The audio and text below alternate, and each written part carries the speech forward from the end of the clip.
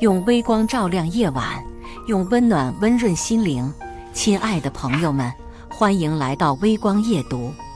接下来开始我们本期故事，记得点击订阅并开启小铃铛。老公在我孕期出轨，我发现后，他家暴把我打进了医院。住院期间，老公没有来探望我，几日后却宣告要和我离婚，房本、公司股份都在老公名下。他想让我净身出户，但我出院那天却意外接到电话，这里是110，你老公出车祸了，当场车毁人亡。我笑了，亲爱的老公，我们还没离婚签字，在法律上，我是他财产的第一继承人。一大早，我挺着大肚子洗昨天堆积的脏衣服，老公从卫生间出来，却冷漠地对我说：“你自己去孕检吧，我今天有个重要的客户。”他的语气不耐烦，仿佛产检只是件无关紧要的小事。婆婆也在一旁附和：“就是，方倩你平时在家那么闲，小斌平时上班那么忙，还要陪你去产检，多累啊！”听到他们的话，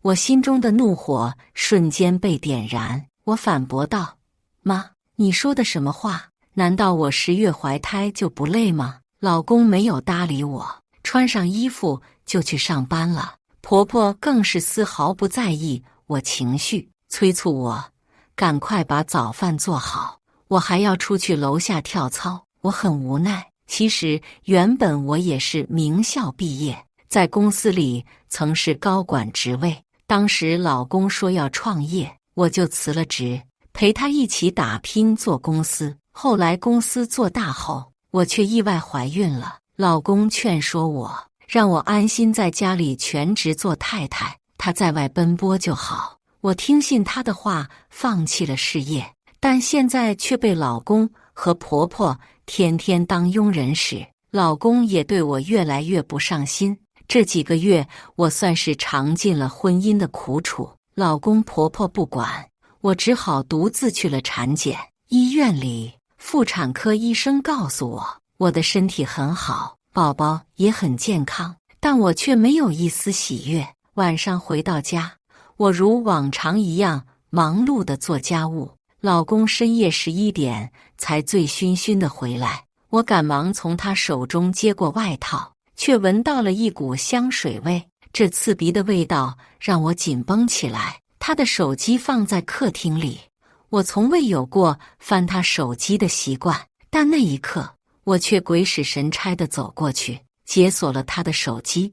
我看见微信聊天的界面有一个陌生女人发来了性感自拍，在网上翻，他俩的聊天记录不堪入目，这画面如同一记重锤，狠狠砸向我的心脏。他竟然出轨了！今天他借口去见客户，实际上却是和别人去开房。我无法相信自己的眼睛，心中充满了愤怒和失望。我赶紧用手机拍照，上传到云盘。我需要这些证据来面对接下来可能发生的一切。等他洗完澡出来，我冷静地坐在沙发上，等待他的解释。看到我严肃的表情，他的眼神中却没有丝毫悔意。我忍不住质问他：“你今天到底去哪里了？身上的香味是怎么回事？”老公愣了一下，然后轻蔑地笑道：“我去哪里了，还需要向你汇报吗？别忘了，这个家是我挣回来的。”我瞬间怒火中烧，大声反驳道：“你以为这个家是你一个人的吗？你能有今天，少不了我的扶持，而且孩子也是我们2个人的，你凭什么不管不问？”老公不以为然地耸肩：“孩子又怎样？他现在还没出生呢，谁知道是不是个累赘？”听到他的话，我心中的愤怒达到了顶点，我冲上去与他理论，他却一把推开我，冷漠地说道：“够了，我不想和你吵，你要是觉得委屈，那就自己搬出去住。”我颤抖着声音说道：“我凭什么搬出去？你出轨、冷漠、背叛，你还有脸说这个家是你的吗？”老公的脸色瞬间变得阴沉下来，他怒斥道：“你胡说什么？我出轨？你有什么证据？”我冷冷地笑了笑，从口袋里拿出手机，展示了他出轨的证据。他愣住了，然后愤怒地抢走手机，狠狠地摔在地上。我下定决心要离开这个家，离开这个背叛我的男人。转身准备离开时，老公突然一把抓住我的手臂，用力将我拉回。我挣扎着想要挣脱他的束缚，但他却越发用力地按住我。你想走，没那么容易。他恶狠狠地盯着我，眼中带着愤怒和疯狂。我惊恐地看着他，想要呼救，却被他一把捂住嘴巴。他用力将我拖进卧室，反锁上门，拳头雨点般落在我的身上。我痛得几乎无法呼吸。我试图反抗，但力量悬殊，根本无法挣脱他的控制。我大声呼救，希望婆婆能够听到并赶来制止，但她始终没出现。老公的殴打越来越猛烈，我的意识开始模糊。我不知道自己是怎么倒下的，只感觉身体像是被撕裂一般疼痛。当我再次醒来时，已经躺在医院的病床上，浑身疼痛，动弹不得，只能无助地望着天花板。医生说我多处软组织挫伤，需要住院观察治疗。我意识到我被老公给家暴了，并且还是孕期，但所幸我的孩子没有出事。这期间，老公和公婆都没有来看我，仿佛我的死活与他们无关。直到在医院待了2日，老公才给我打来电话。我看着手机屏幕，犹豫了一下，还是接通了电话。喂，是我。电话那头，老公的声音听起来有些冷淡。你现在才知道打过来？我尽量让自己声音听起来不那么火大。然而，他的下一句话却让我如坠冰窟。我想和你谈谈，我们离婚吧。我瞬间愣住，仿佛被雷击中。离婚？为什么？我以为他打电话来是道歉的，但没想到直接宣告离婚。我们现在已经没有共同话题了，也没感情了。我已经决定好了，你不用挽回什么。他的语气决绝，我瞬间感到心如刀绞。我知道，一旦离婚，我可能会失去很多。家里房本上写着他的名字，公司股份也是他的。离婚后，甚至孩子的抚养权我都很难争夺，而这些都是我当初辛辛苦苦陪他挣来的。虽然他对我做了很多恶事，但理智告诉我现在还不能离婚。我深吸一口气，试图用哀求的语气挽留他。老公，别离婚，我求你了，我们之间有那么多美好的回忆，难道你真的舍得放弃吗？为了现实利益，我不得不压抑着内心的恶心，放缓态度去求和。然而他却冷漠地回应我，我已经考虑得很清楚了，我们之间没有未来了，你签字吧，这样对你我都好。听着他的话，我感到很绝望。我知道他已经不再是我曾经深爱的那个男人。早在他前几日对我动手时，他心中已经没有了我和孩子的位置。但是我还是不甘心就这样放弃，毕竟离婚后我人财两空。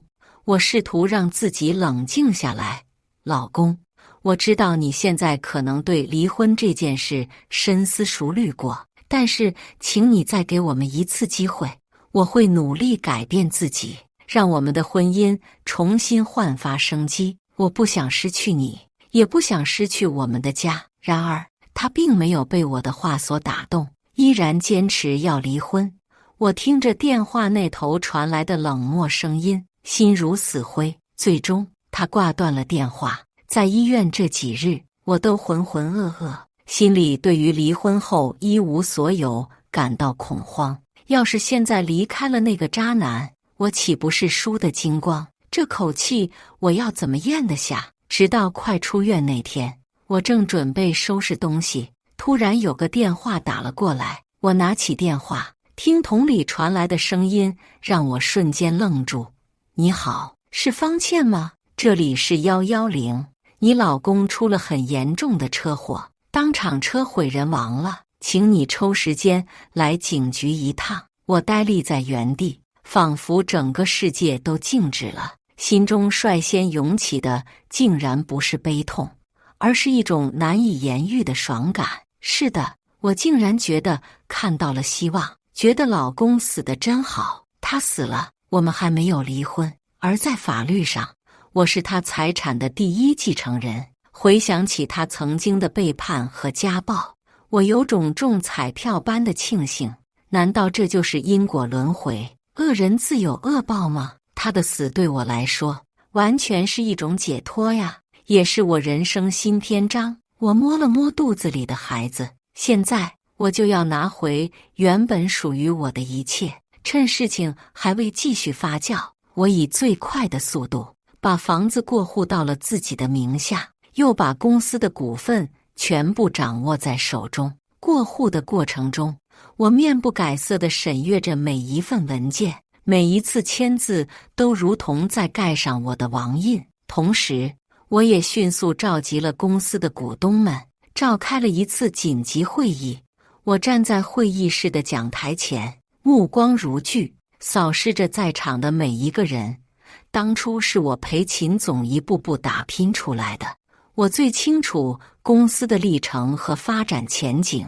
秦总现在虽然走了，还有我在，以后公司的大小事务都交由我管理，我的话语掷地有声，股东们面面相觑，无人有异议。毕竟在我没有退居二线前，我就是公司的二把手。当时秦昊不在，所有事务也由我决策。弄好公司的时候，还有一件事需要我处理，那就是老公的小三苏之安。渣男死了，贱女也得付出应有的代价。不久后，我就带了几个搬家工人去苏之安的住所，在江景公寓里，我环视一周，冷冷地说道：“把他的东西全部扔出去，一件不留。这个公寓我已经查过了，在我老公名下，他之前给我说是买来投资用的，还借了我20万。没想到现在被他拿来养小三，我一想到就觉得讽刺。不过现在是时候该物归原主了。”苏之安旅游回来后，很快就气急败坏地找上我。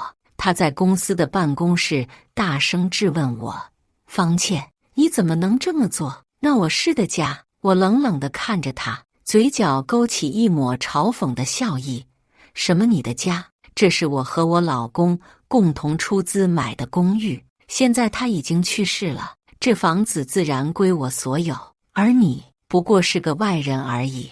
你以为做别人的小三就可以肆意妄为吗？我告诉你，这公寓与你无关。”苏之安被我的话语气得浑身发抖，他不甘心地喊道：“我要报警！你非法入室，强抢民宅！”我轻蔑的一笑，说道：“好啊，你去报吧，正好让警察来告诉你，看看这个公寓到底归谁。”说完后，我让秘书把他赶了出去，但没想到苏之安真的有勇气报了警。警局里，我冷静地向警察出示了证据，证明这个公寓原本是在我老公名下。警察看着那些铁证如山的文件，最终确认了公寓的归属权。苏之安在听到这个结果后，顿时如同泄了气的皮球，哑口无言。我以为事情就到此告一段落，但没想到这个小三的脸皮要比我想的更厚。几日后，我发现她竟然试图转移老公给她的卡里的钱。在她小额的赚了一笔试探后，我就立马把银行卡给冻结了。我拿起老公的手机，给他发了条短信：“别再白费力气了，那些钱原本就是我们夫妻的共同的财产，现在老公去世了，他应该归还给我和孩子。此外，我还特意去了他租所一趟，我让人把老公送的苏之安的爱马仕、LV 的包包全部收了回来。”苏之安对我大骂：“你凭什么拿走我的包？这些都是我的。我拿起其中一个包包，冷笑道：是吗？那我得告诉你，这些包包都是我用过的二手货。秦昊竟然把我用过不用的送给你，你都没找他算账。苏之安愣住了，你说什么？我指着沙发上那些包包，这都是我和老公一起挑选的，现在我要把它们一件件的收回来，因为它们不属于你，听明白了吗？苏之安气急败坏地去找我公公婆婆，想要通过他们来对我施加压力。他添油加醋地描述了我如何霸占了他们的家，如何抢夺了他们的财产，试图激起他们的怜悯。我也是现在才知道，原来秦昊早就带苏之安去见了我婆婆，并且我婆婆还帮着秦昊瞒着这件事。她很满意苏之安这个小三。在苏之安的煽动下，公公婆婆怒气冲冲上门来找我理论，而我也立即做出了应对。我请来了小区保安，冷静地让保安传话，告诉他们这里现在是我的家，和他们没有任何关系。如果他们再敢无理取闹，就直接报警。保安将他们挡在了门外。我在猫眼里看到苏之安气得直跺脚，公婆则是面面相觑。他们显然没有料到我会有如此强硬的态度，毕竟在老公没去世前，婆婆和公公随时想来我家住就来，完全不会给我打招呼。公公直接在门口大声骂道：你这个恶毒的女人，竟然敢霸占我们的家，抢夺我儿子的财产，你还有没有良心？婆婆也紧随其后，她尖酸刻薄地嘲讽道：你以为你是什么东西，竟然敢这样对待我们？告诉你，我们不会让你得逞的。我听着他们的辱骂，心中有些不悦，但表面上却保持着冷静。我打开了门，站在保安身后，冷漠地告诉他们，这些财产原本就是我和老公共同所有的，现在老公去世了，按照法律规定应该归我所有。如果你们有任何异议，可以通过法律途径来解决。公婆听了我的话，顿时更加愤怒。公公骂道：你这个不要脸的女人，竟然还提法律，你以为法律能保护你吗？告诉你，我们有的是办法对付你。婆婆则是一边哭一边骂：我们的儿子怎么会娶了你这样的女人？你真是丧尽天良，连我们老人的财产都不放过。我的沉默并没有让他们停止辱骂，他们越骂越起劲，仿佛要将所有的不满和愤怒都发泄在我身上。我忍无可忍，冷冷地打断了他们的辱骂：够了，如果你们再这样无理取闹下去，我就直接报警了。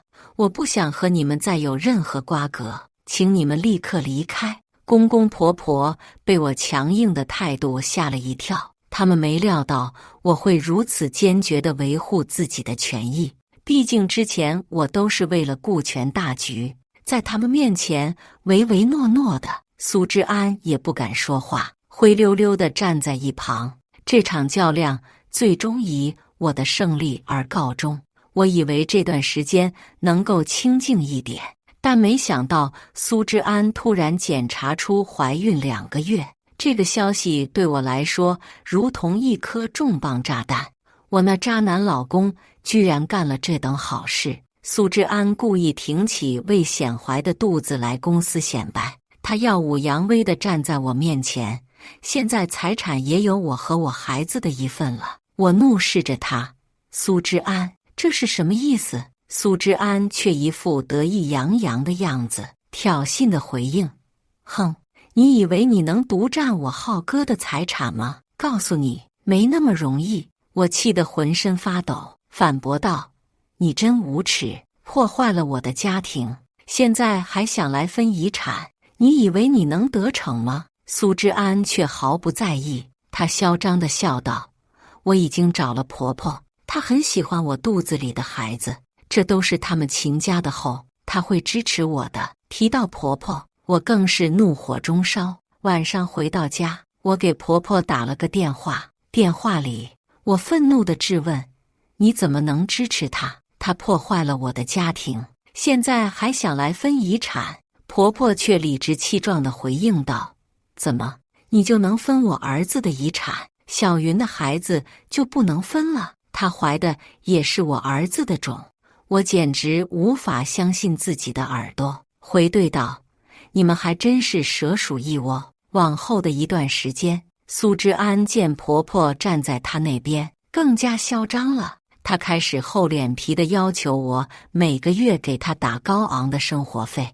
我在微信上拒绝了她，我绝不会给你1分钱，你自己做的事情，自己承担后果。苏之安却毫不在意地发来挑衅的信息：“你以为你能拒绝我吗？我告诉你，我有的是办法让你给钱。”隔日，苏之安竟然带人来公司搬东西，说要拿去变卖。办公室里，一众人都在吃瓜。我愤怒地冲上前去阻止他，大声道：“苏之安，你没有权利这么做。”苏之安却冷笑一声，回应道：“你以为这公司是你一个人的吗？这里现在也是我和我孩子的，我想搬什么就搬什么。”我正要上前制止他的动作，他却突然假装摔倒。苏之安碰瓷地躺在地上，大声呼喊着疼痛，企图引起周围人的同情。我冷眼看着他的表演，冷笑了一声，心中充满了厌恶和鄙视。苏之安在我公司假摔，闹进了医院。他在医院里撒泼，哭闹着让我赔偿医药费，说自己是被我推搡的，要出人命了。我懒得和他吵，支付了医药费就想走人，让他一个人在这里演戏。却没想到婆婆和公公来了医院，他们一进门就责骂我：“方倩，你的心肠真狠毒啊！为了争遗产，竟然不顾及小安和我们孙子的死活，你真有脸做得出来呀！”婆婆一副关心苏之安的模样，我却发出了冷笑声。现在我也怀胎6个月了，肚子比苏之安的还大，怎么没有人来关心我呢？作为婆婆，反而更在意小三的孩子，这岂不是笑话吗？公公也在旁边插科打诨道：“这样吧，你和小安怀的都是我们秦昊的孩子，你就把遗产交出一部分来给小安。”婆婆连忙附声：“除了给小安一部分遗产，还要分给我们一部分，给你公公和我养老。”我听着二老的话，心中涌起一股难以名状的愤怒，但我不能因此失去理智。面对这3个胡搅蛮缠的人，我深吸一口气，冷静道：“秦昊能有今天，也是因为我。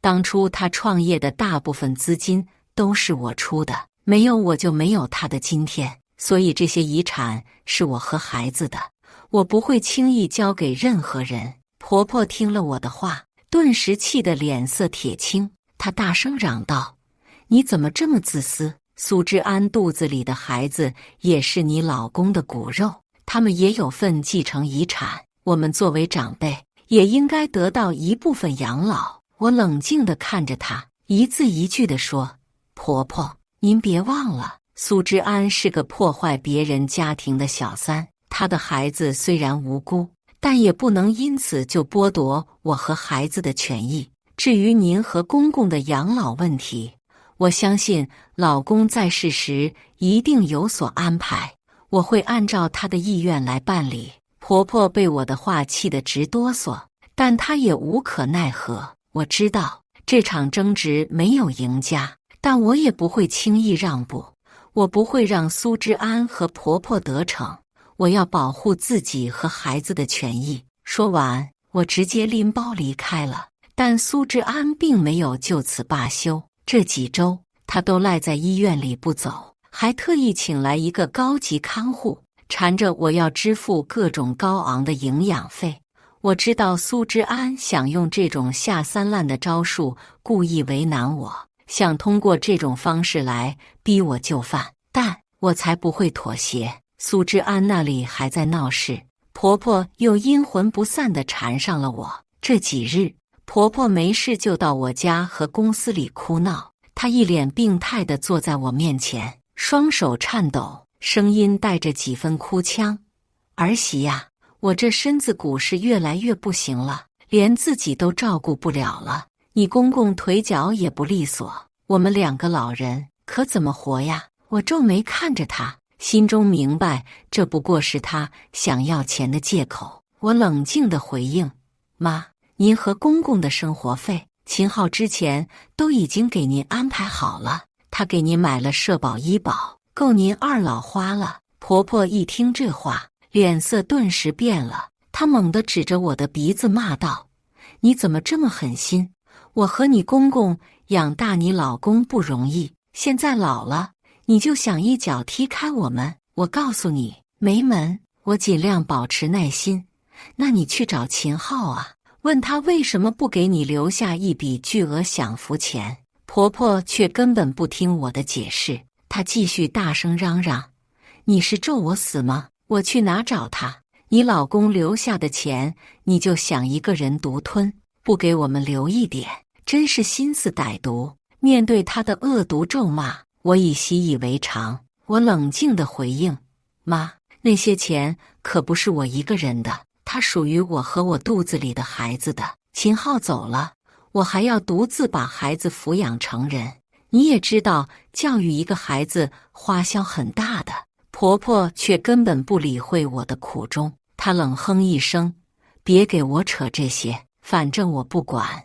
你必须得我儿子留下来的钱给我和公公一部分。”婆婆说完就气冲冲地离开了。我无奈地叹了口气。接下来的日子里，我却发现每天都有账单在扣钱。我疑惑地查看账户，发现竟然是婆婆在用老公的副卡消费。她前几天还在我这边诉苦，说生病了需要钱，没有钱花，但这账单上全是她吃喝玩乐的消费。婆婆买了很多奢侈品、保养品、丝巾、鞋、衣服，还有保健品。她和公公顿顿吃海鲜，短短的1周时间花了几十万。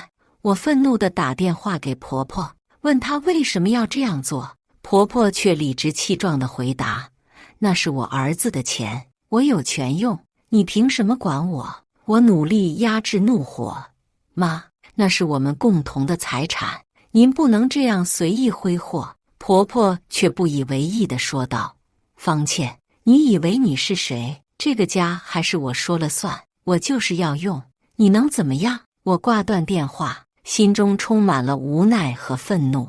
我决定收回那张副卡，并考虑通过法律途径来维护自己和孩子的权益。但事情的发展却远远超出了我的预料。半个月时间，婆婆和公公不仅继续挥霍着老公的遗产，甚至还与苏之安联手，3人一同大肆消费，一下子就花掉了我上百万。当我看到银行卡的账单时，有些崩溃。我愤怒地找到婆婆，让她归还副卡。婆婆却一脸无所谓地看着我，冷笑道：“这是我儿子留给我们的，我们想怎么用就怎么用，你管不着。”我觉得和她以理说不通，只能通过法律来解决。于是我直接联系了律师，准备起诉婆婆和公公。我要让他们知道，法律是公正的，不会纵容他们的无理行为。同时，我也要追回被苏之安挥霍掉的钱财。我会用我所有的力量来维护自己和孩子的权益，不让任何人再伤害我们。在和婆婆打官司期间，一次外出出差时，我在街边瞥见了一个熟悉的身影。这段时间，我被他们弄得心力交瘁，却没想到事情突然有了意想不到的转折。我看到苏之安和一个陌生男子站在咖啡馆的门口，2人勾肩搭背，举止亲密，看上去十分不对劲。紧接着，苏之安亲了那男子的脸，男子低头回吻他，2个人就在大街上拥吻。我心中的震惊和疑惑难以言表，这女人这么快就找到了下家。回去后，我左思右想，总觉得其中必有蹊跷。于是我决定深入调查一下这件事。隔日到了公司后，我立即联系了一位可靠的私家侦探，让他暗中调查苏之安和那个陌生男子的关系。1周的时间过得异常漫长，终于那边给了我一个无比荒唐的答案。那陌生男子是苏之安的男朋友，2人交往了7年。苏之安和我老公勾搭期间，并没有和她男朋友分手，并且除此外，我还发现了一个更震惊的秘密。准备好一切证据后，我直接来到了医院，找到了苏之安的病房。当我出现在她面前时，她耀武扬威地看着我。怎么，是来打钱的？我却冷静地叫来了保安，让保安将她驱离。苏之安惊慌地尖叫着：方倩，你凭什么这么做？我可是孕妇，你敢叫人对我动手？我肚子里怀的可是秦昊的孩子。我没搭理他，继续叫保安赶人。苏之安不甘心地挣扎，连忙婆婆和公公打电话求救。不一会儿，婆婆和公公急匆匆地赶到了医院。他们一见到我，就开始指责我不该这样对待苏之安。我冷冷地看着他们，心中充满了失望和愤怒。我深吸一口气，平静地对他们说：我知道你们一直袒护苏之安，但今天我要让你们看清楚他的真面目。我转向苏之安，直接说道：去3楼做亲子鉴定吧。苏之安听到我的话，脸色瞬间变得惨白。苏之安不肯做亲子鉴定，而我却拿出了他早就和另一个男的勾搭的证据。我愤怒地对苏之安说：你以为你躲得过去吗？你肚子里的孩子根本不是我老公的，对吧？苏之安脸色一白，矢口否认道：你胡说什么？孩子明明就是你老公的。我冷笑一声，将手中的照片摔在他面前。看看这些照片，你还敢说你没有和别的男人勾搭吗？你以为我不知道？你一直把我老公当凯子，拿他的钱去养和你交往7年的修车工男友。苏之安看着照片，脸色变得苍白无色，但他仍然不肯松口。这些照片能说明什么？孩子是你老公的，这是事实。我加大攻势。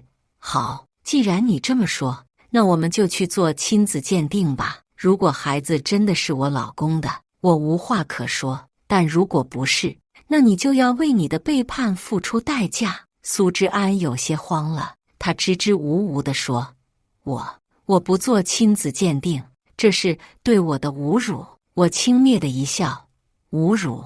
你背叛婚姻，欺骗我老公的时候，就没想过这是对我们的侮辱吗？现在轮到你了，你就怕了？苏之安无言以对，只能沉默地坐在那里。这时，婆婆走了进来，她看了一眼照片，又看了看苏之安，叹了口气说：你如果真的没做错事，就去做亲子鉴定吧。苏之安犹豫了一下，但看到我坚定的眼神和婆婆失望的表情，她最终点了点头。好，我做亲子鉴定。等到真正要做亲子鉴定的时候，苏之安又开始反悔了。他找各种借口拖延时间，甚至试图逃跑。他这是心虚了，怕真相大白后无法面对。我故意在他面前说：看来你是真的怕了，连亲子鉴定都不敢做。苏之安被我激怒了，他大声反驳道：谁说我不敢做？我这就去做。说完，他转身就走。我趁机跟上去，确保他不会再次逃跑。在我们挟持下，苏之安被迫完成了亲子鉴定的取样。等待结果的过程漫长而煎熬，终于，亲子鉴定的结果出来了。结果显示，苏之安肚子里的孩子确实不是我老公的。结果出来后，果然证实了我的猜测，孩子是她男友的。面对铁证如山，苏之安终于无法再狡辩。他们怎么也没想到，自己一直袒护的苏之安竟然会做出这样的事情。婆婆看到鉴定结果后，冲上前就给她一耳光，怒骂道：苏之安，你这个不要脸的女人，我以为你只是贪心了点，没想到你竟然这么无耻！你把我儿子当什么提款机吗？拿着他的钱去养你的野男人，你简直就是个贱货，还想来骗我儿子的遗产！我趁机回对婆婆道：妈，您看清楚了吗？这就是您一直偏袒的女人，她不仅背叛了我的老公，还拿着我们的钱去养别的男人。您现在还觉得她无辜吗？婆婆越说越激动，唾沫星子飞溅。你以为我不知道你的勾当吗？我早就看出你不对劲了，只是没想到你会这么下贱。你以为你可以瞒天过海吗？我告诉你，只是包不住火的。现在你的丑事都暴露了，你还有什么话说？贱人，不仅背叛了我儿子，还欺骗了我们全家。你以为你可以逍遥法外吗？我告诉你，我不会放过你的，我要让你为你的所作所为付出代价。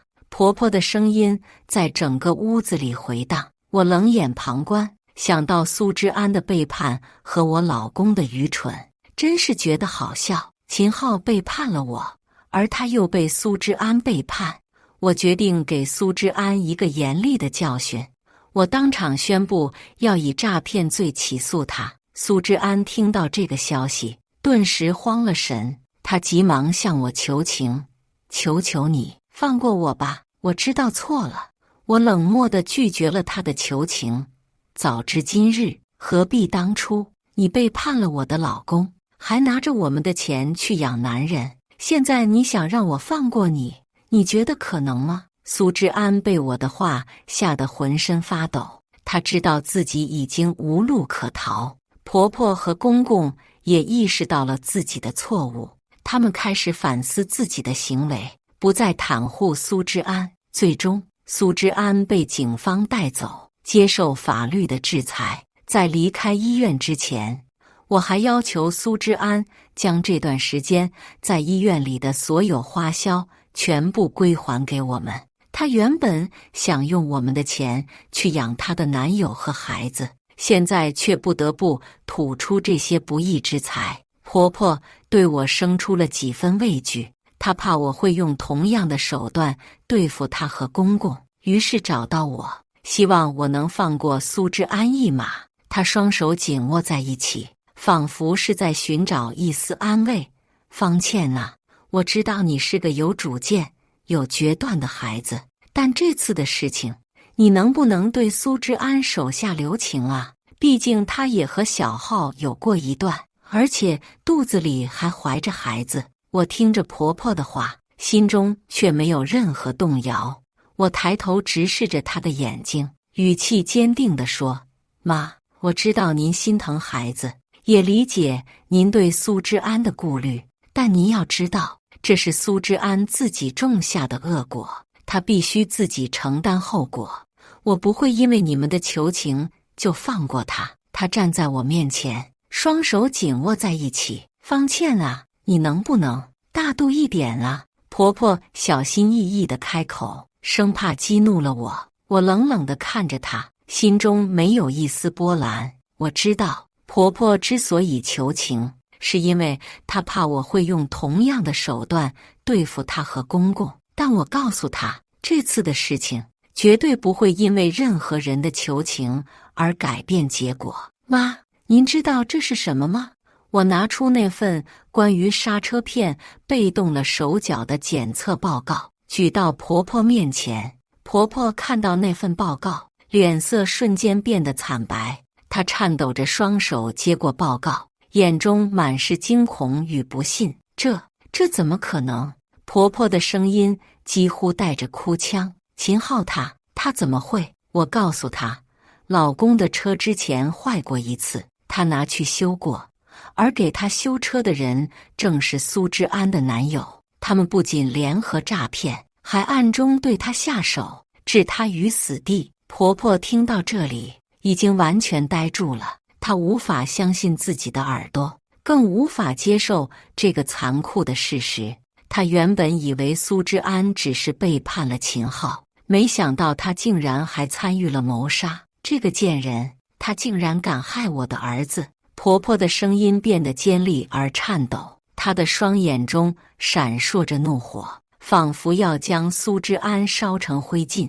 她猛地站起身来，身体因为愤怒而颤抖不已。我要去找他，我要亲自问问他为什么要这么做。婆婆说着，便急匆匆地往门外走去。她的步伐虽然有些蹒跚，却充满了决绝和力量。我赶紧拦住了她，冷静地说：“妈，您冷静点。现在苏之安已经被警方控制住了，您不能冲动行事。”婆婆听到我的话，停下了脚步，但她的愤怒并没有平息。她转过头来，用那双怒火中烧的眼睛瞪着我，仿佛要将我生吞活剥一般。你让我怎么冷静？那是我的儿子啊，我的儿子被他害死了，我怎么能冷静？婆婆的声音带着无尽的悲痛和愤怒，她的眼泪夺眶而出，顺着脸颊滑落。我握住她的手，试图安抚她的情绪。妈，我知道你很难过，但你也要为自己的身体着想。现在最重要的是让法律来制裁苏之安，而不是您亲自去找他报仇。苏之安和修车工以蓄意谋杀罪被铁窗囚禁，他们的罪行在法律的公正之下得到了应有的惩罚。得知这个消息时，我心中并没有太多的波澜。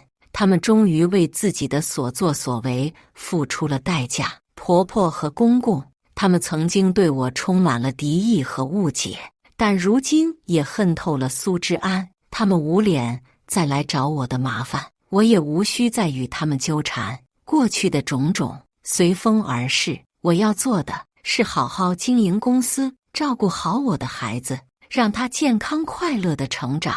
老公的遗产全部给了我，我会好好利用这笔遗产，让公司更上一层楼，为孩子创造更好的未来。回想起过去的那段日子，我心中五味杂陈。老公的品德败坏，他在孕期对我做了恶事，我痛不欲生。那些黑暗的日子仿佛是一场无尽的噩梦，现在一切都结束了。他自食其果，得到了应有的报应。我也从这场噩梦中走了出来，重新找回了生活的勇气和信心。感谢大家的观看，欢迎大家在下方评论区讨论。如果你喜欢这类故事，记得点击订阅微光夜读，并分享给更多的人，这会对我帮助很大。再次感谢大家的观看。